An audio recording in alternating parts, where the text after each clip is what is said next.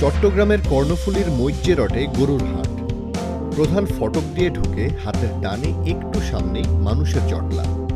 জটলার কারণ শিংওয়ালা দুইটি গরু। প্রায় 2.5 ফিট লম্বা শিং দেখতে যেমন রাজকীয়, গরুর নামও তেমন চমকপ্রদ, বাহুবলী। বিক্রেতা মোহাম্মদ বোরহানউদ্দিন জানালেন, গরুগুলো এসেছে ভারতের রাজস্থান থেকে, বড় হয়েছে কুমিল্লার ঈদগাহ এলাকার সুলতান এগ্রোতে। এদের মধ্যে লম্বা বাঁকা শিংওয়ালাটার নাম বাহুবলী, অন্যটার নাম দেওয়া হয় সম্রাট। 8 লাখ টাকা করে দাম হাঁকছেন প্রতিটি গরু। 6.5 লাখ টাকা দাম উঠলে বিক্রি করে দেবেন বলে জানান তিনি। এটা আমরা বাহুবলী নাম দিয়েছি, এটা আমাদের বাহুবলী অরিজিনাল বাহুবলী, আর ওই যে সিং বড়, সেই জন্য আমাদের মালিক বাহুবলী নাম দিয়েছি।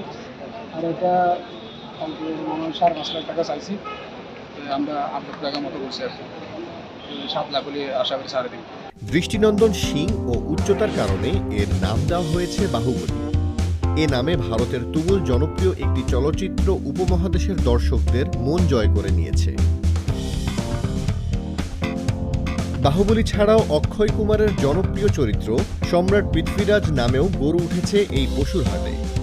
শখের বশে গৃহস্থ পরিবারে এটিকে ছোট থেকে বড় করে ঈদুল আজহায় কোরবানির জন্য প্রস্তুত করা হয়েছে একে। 22 মণ ওজনের সম্রাটের দাম চাওয়া হয়েছে 8 লাখ টাকা। আমাদের এই মজ্জারটেকের বাজারটা হচ্ছে আসলে মূলত একটা ঐতিহাসিক বাজার। এই বাজারটা চট্টগ্রামের মধ্যে সর্ববৃহৎ বাজার।